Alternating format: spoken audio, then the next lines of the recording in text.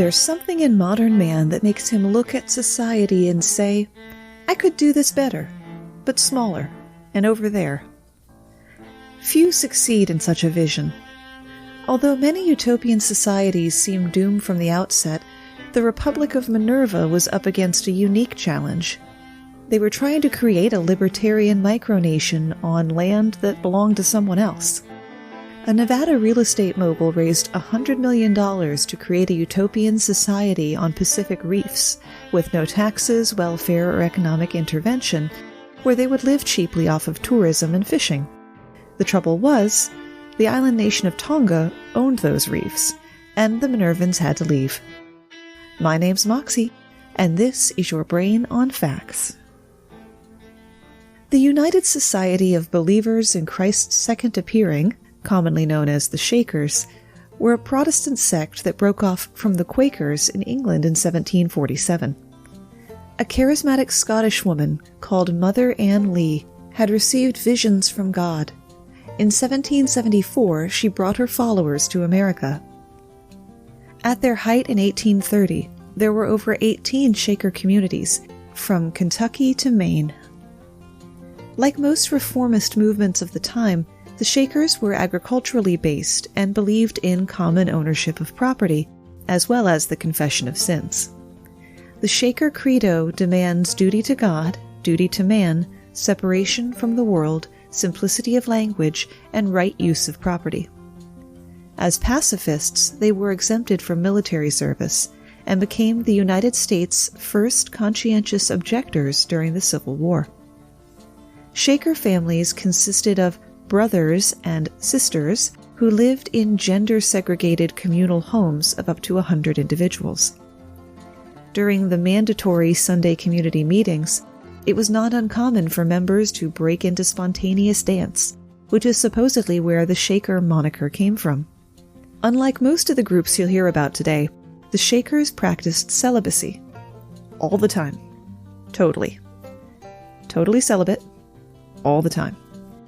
So they weren't having children to bolster their numbers. Membership came via converts or by adopting children.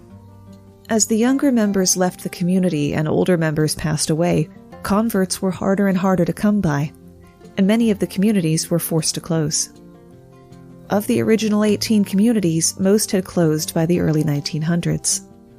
With one small Shaker community still in existence in Maine today, the Shakers are by far the longest-lived American utopian experiment. And Shaker influence can still be seen in fashion, furniture design, textiles, and music.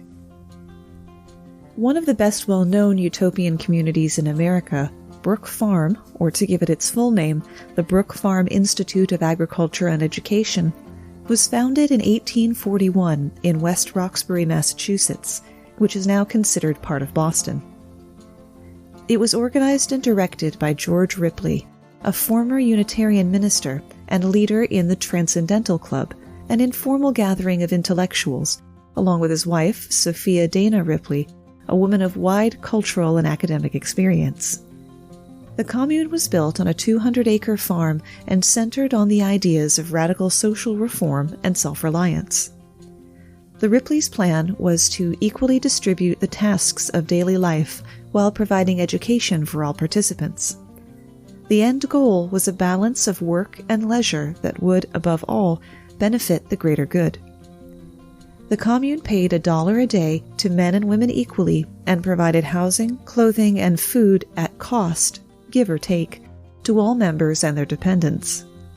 For free tuition in the community school and 1 year's worth of room and board, the residents were asked to complete 300 days of labor by either farming, working in the manufacturing shops, performing domestic chores and ground maintenance, or planning the community's recreational events. The project was financed by the sale of stock. A purchaser of one share automatically became a member of the Institute, which was governed by a board of directors. The profits, when there were any, were divided into a number of shares corresponding to the total number of man-days of labor, with every member entitled to one share for each day's labor performed. According to the Articles of Agreement, Brook Farm was to combine the thinker and the worker, to guarantee the greatest mental freedom and to prepare a society of liberal, cultivated persons. Brook Farm attracted not only intellectuals, boasting dozens of teachers in their member roles, but farmers and craftsmen as well. Brook Farm did well in its first year and was visited by numerous dignitaries and writers like Ralph Waldo Emerson. Brook Farm was noted particularly for its excellent school, which sought to establish, quote, perfect freedom of relations between students and teaching body. Discipline at the school came in the form of a gentle attempt to instill in the student a sense of personal responsibility. There were no set study hours, and each student was required to give a few hours a day for manual labor. There was an infant school, a primary school, and a college preparatory course.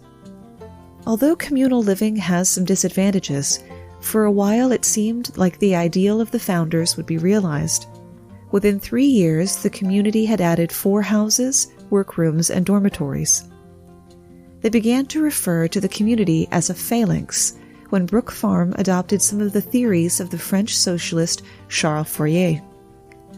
The adoption of Fourierism meant changes in the distribution of labor, with young people now having to do all of the dirty work, like repairing roads, cleaning stables, and slaughtering animals.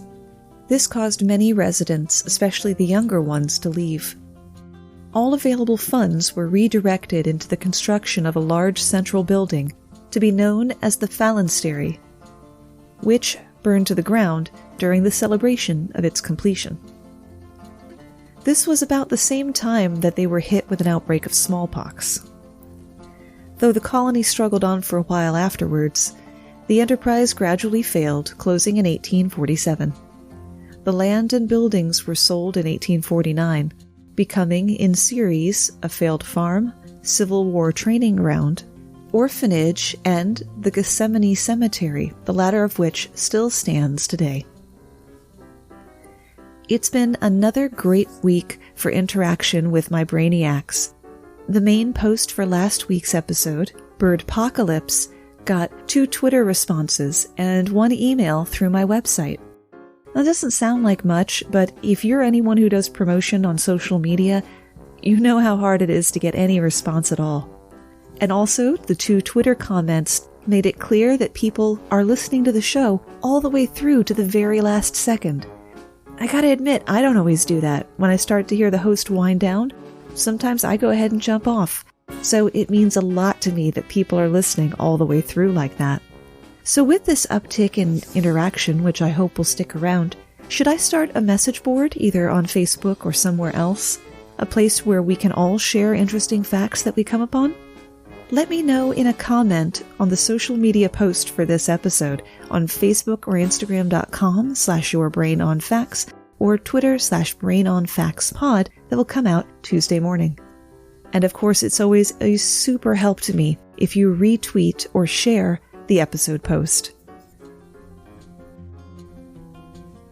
After visiting Brook Farm and finding it too worldly for their tastes, Bronson Alcott, father of Little Women author Louisa May, and Charles Lane founded the Fruitlands Commune in June 1843 near Harvard, Massachusetts. The idea was to return as nearly as possible to the Garden of Eden, but between the infighting, the weather, and poor health, it was actually more like a camping expedition in the third circle of hell. It being a commune, the members were against the individual ownership of property, were political anarchists, believed in free love, and were vegetarians. The group of 11 adults and a few children were also forbidden to use any animal products like honey, wool, beeswax, or manure. I've heard of people objecting to wool, even though modern sheep need to be shorn or they'll turn into one big walking tangle. Google Shrek the sheep if you don't believe me. But manure? It's the only animal byproduct that I will personally guarantee you the animal does not mind you taking. Fruitlands residents were also not allowed to use animals for labor, and only plant produce that grew with minimal intervention so as not to disturb worms and other organisms in the soil. As experimental settlements go, Fruitlands ranks among the more ill-conceived. The few settlers had little farming experience and, again, no animal labor or fertilizer. Their strict diet of grains and fruit left many in the group malnourished and sick. At best, it did not provide enough energy for all the manual labor. The group possessed a vast library, but couldn't read after dark, because candles and oil for lamps both come from animals. The division of labor was never fair. Many of the group's residents saw manual labor as spiritually inhibiting, and soon the commune couldn't provide enough food to sustain the members. The infighting between co-founders Lane and Alcott's wife Abigail became so bitter that even 10-year-old Louisa May wrote about it in her journal, worried that her father would leave them. That could be because Alcott and Lane often went gallivanting across the country on penniless pilgrimages trying to recruit new members, leaving everyone else behind to do the heavy lifting. Fruitlands lasted 7 months in 1843, from June to January, and it's probably only remembered because of the cast of famous transcendentalists that the founders were associated with.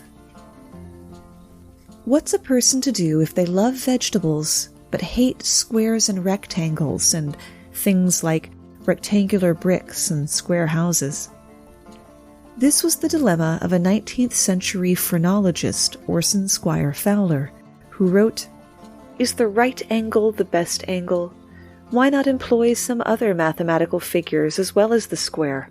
Fruits, eggs, tubers, nuts are made spherical in order to enclose the most material in the least compass." He argued that building houses as octagons, a feasible shape to build that comes close to a circle, would lead to comfortable and naturally harmonious living. A number of builders and architects agreed, and octagonal houses began popping up across the country. At the same time as the octagon fad, vegetarianism was really taking off. In the 1840s, people turned to veggies out of fear of the safety of meat in those days between the invention of rail shipment and the invention of refrigerated train cars. There were also moral concerns beyond the obvious. Some felt that eating meat widened economic disparity, and some likened meat production to slavery, so many abolitionists were also vegetarians. One person who was simultaneously taken with both ideas was a British man named Henry Clubb, who moved to New York City in the 1850s and worked at the New York Tribune under the tutelage of its founder and fellow vegetarian abolitionist Horace Greeley. Clubb worked to promote the American Vegetarian Society while at the same time writing fiery, principled abolitionist columns for the newspaper. When Congress passed the Kansas-Nebraska Act in 1854, leaving those states' status as free or slaveholding undetermined, Clubb came up with a plan to further both causes at once. He would settle a group of vegetarian abolitionists in Kansas to extol the virtues of vegetarian self-sufficiency and influence the rest of the state against slavery. Clubb bought ads in Eastern newspapers which read things like, "Hasten, you lovers of carrots, you eaters of unbolted grain." In 1855, dozens of vegetarian abolitionists gathered in New York to discuss the Kansas settlement, which would be founded on principles including economic equality. Everyone would purchase and own an equal share of the venture. Clubb screened the applicants carefully, and in the end, 50 families were selected based on their demonstrated commitment to both abolitionism and vegetarianism. In his 2015 book, The Vegetarian Crusade, author Adam Spritzen writes, "Colonists were required to sign an oath promising to abstain from intoxicating liquor, tobacco, and animal flesh as a precondition of residency." Well, that's me out. As Clubb began to draft the plans, he drew inspiration from Orson Squire Fowler, who was himself a member of the American Vegetarian Society. A vision emerged for Octagon City, a place where all dwellings would be 8-sided and would each face inward toward a large octagon which would contain a school, park, church, library, and meeting house. Members would own their individual dwellings privately, as well as a plot of farmland behind the house, and possess equal shares in the central structures. The design was thought to promote the values of health, resourcefulness, communalism, and of course the best use of space. Octagon City offered residents the best of both worlds, a private home inside of a communal landmass. This undoubtedly appealed to vegetarians who were the living incarnation of the competing forces of urban sophistication and rural romanticism, says Spritzen. In 1856, the land was purchased and settlers enthusiastically began planning for the journey. Octagon City was one of many anti-slavery settlements being planned for Kansas at the time, and northeastern newspapers wrote approvingly. Midwestern newspapers, not so much. The Chicago Tribune published a mocking article saying that philosophers, fiddlers, phrenologists, and vegetarians were no match for the frontier, which was fit only for beef-eating men. This didn't deter the vegetarians, who set out on the difficult 1,200-mile or 1,900-kilometer journey by way of wagon, boat, and foot. The early settlers immediately began building, but progress was slow. By the time the second wave of settlers arrived, very little had been accomplished. There were no communal buildings. Only one new home had been constructed, a basic log cabin with a dirt floor and 4 standard walls. Clubb himself lived in an abandoned Osage wigwam. The remaining residents lived in cloth-covered shacks. There were only 2 ovens, 1 plow, and not a single octagon. Some newcomers turned around immediately. Others, though, were more determined. For a while, they continued working to build the colony, subsisting well enough on, quote, a diverse diet of wild peas and beans, beds of onions, boiled greens, johnny cakes, pumpkins, squash, melons, cucumbers, and potatoes. But it was obvious that they were not prepared for the coming winter, and the looming threat of starvation, coupled with growing conflicts with pro-slavery neighbors, led many to abandon Octagon City in October of 1857. A few of the vegetarians stayed in the area even after it became clear that the colony itself was done for. Those who remained developed friendships with the local Osage Indians, who often shared food with them and taught them the best practices for growing vegetables in the Kansas soil. Osage folklore actually contains references to vegetarians. The tribe was said to have been born of a union between 2 competing tribes, one exclusively hunters and the other exclusively farmers. The Osage called the vegetarian ancestors the Peace People, which is probably why they were willing to be so helpful. Today there is no physical trace of Octagon City, but there are still some octagonal houses scattered throughout the country. The day that I record this episode about failed insular communities is also the day that the second of this month's bonus mini-episodes comes out for the Brainiacs over at patreon.com/yourbrainonfacts. What's this episode about? A particular religious group in Russia who, like the Shakers, believed in celibacy, but these guys weren't taking any chances. So head over to patreon.com/yourbrainonfacts to check out the perks available at the different tier levels. If you'd like to make a one-time donation to help defray the costs of putting on the podcast, you can always go to yourbrainonfacts.com and hit the donate button. Every single donation is greatly and sincerely appreciated, especially while I'm assembling my second podcast, which will also have a YouTube channel, Science with Savannah Age 7. Which will hopefully premiere a few weeks after this episode airs, assuming an adult with ADD can keep a 7-year-old child on task. When you see fancy silverware, you don't immediately think of free love communes. Or maybe you do, I'm not here to judge.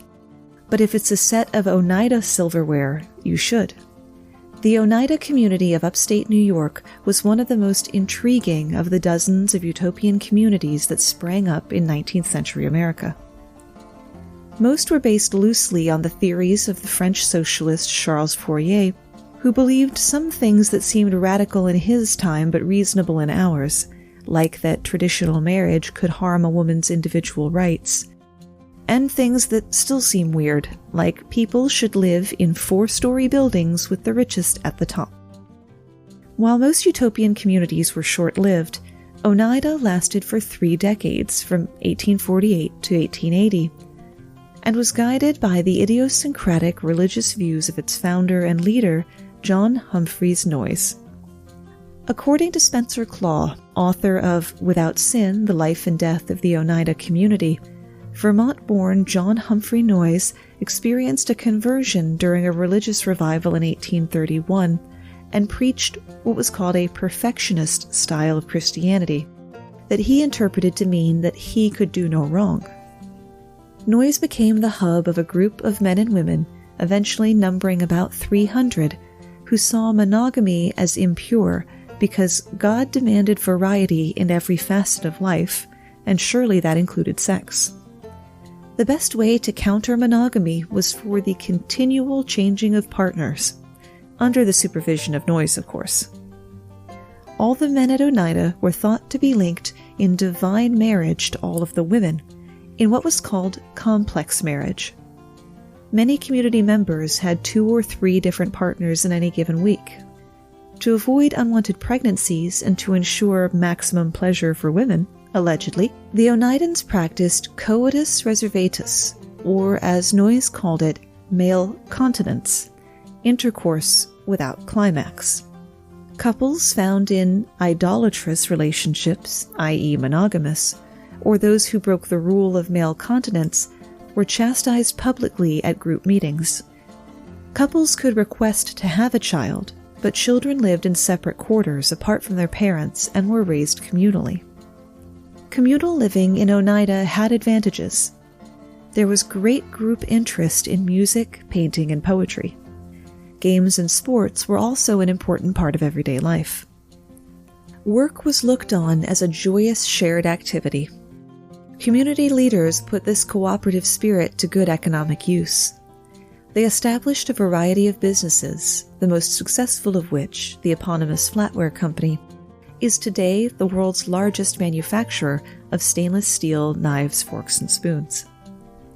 Noyes took advantage of his position as sexual arbiter. Raise your hand if you didn't see that coming.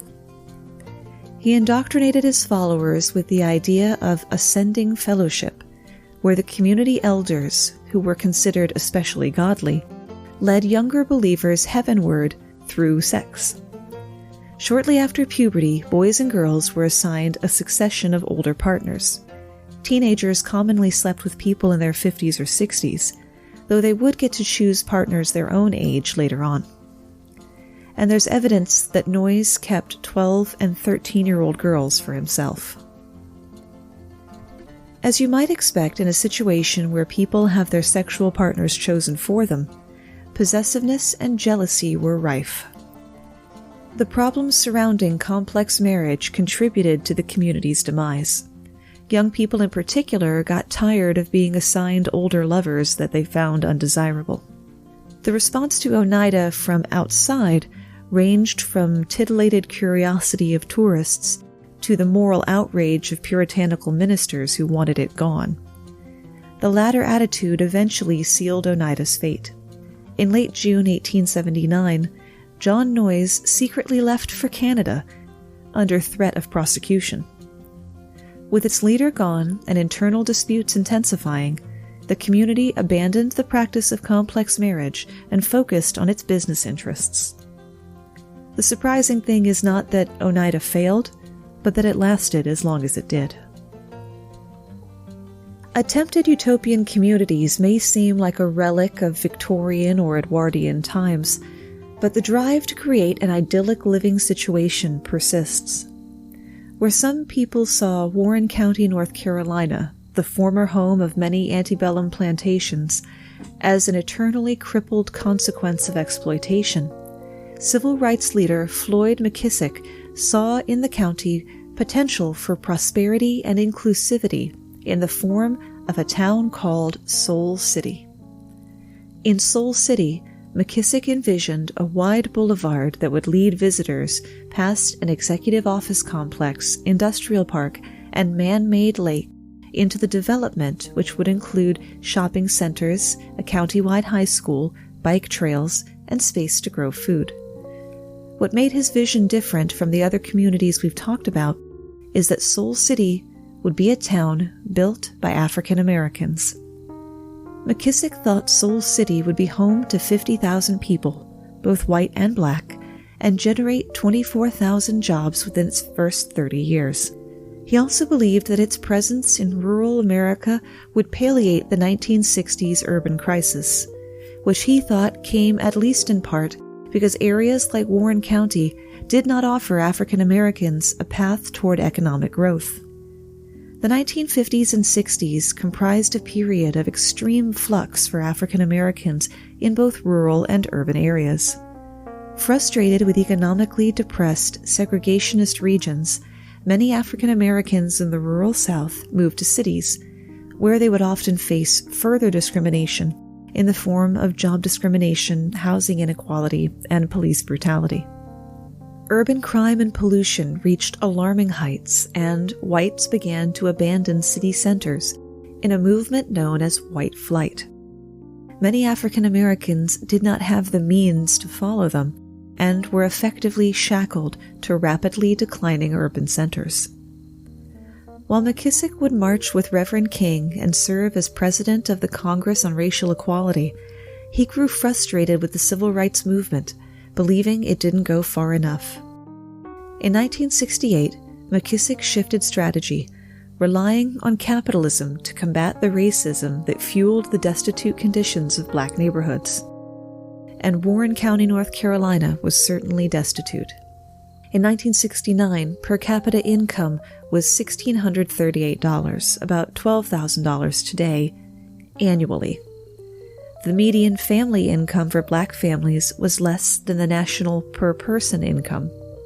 Dropout rates hovered at 45%, and its younger population was fleeing for cities elsewhere. In 1966, President Lyndon Johnson had launched the Model Cities program, a component of his war on poverty.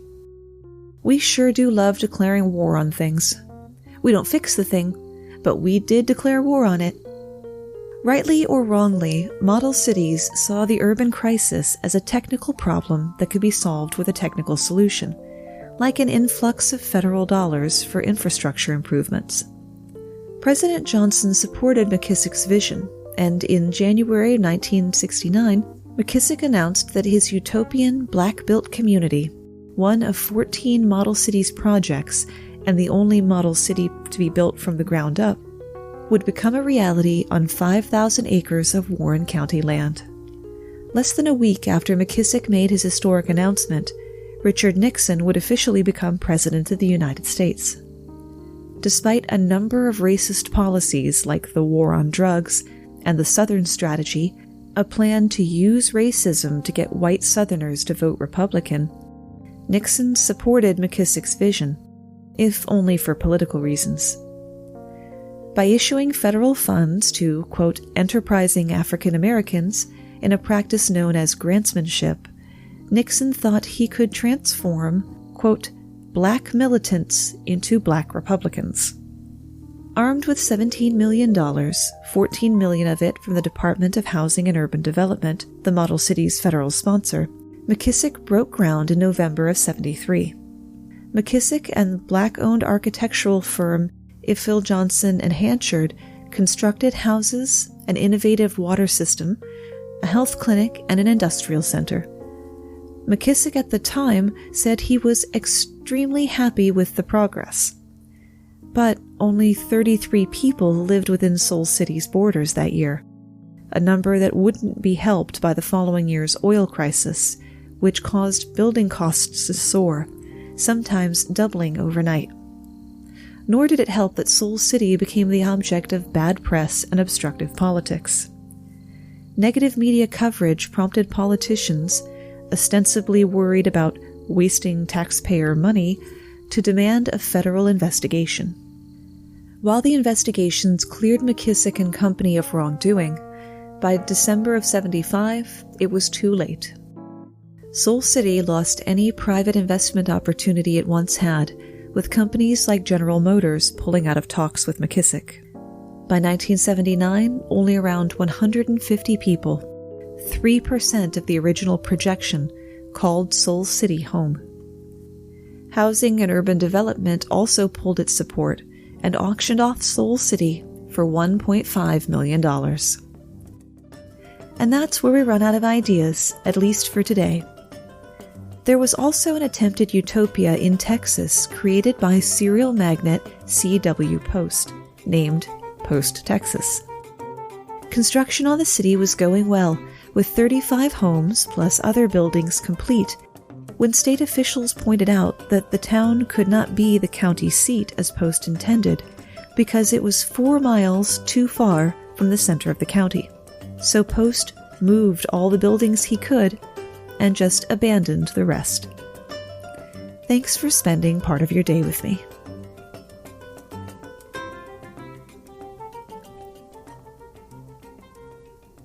Hey, you still there? Yeah, you're still there. Hey, Richard. Thank you so much for all of your support.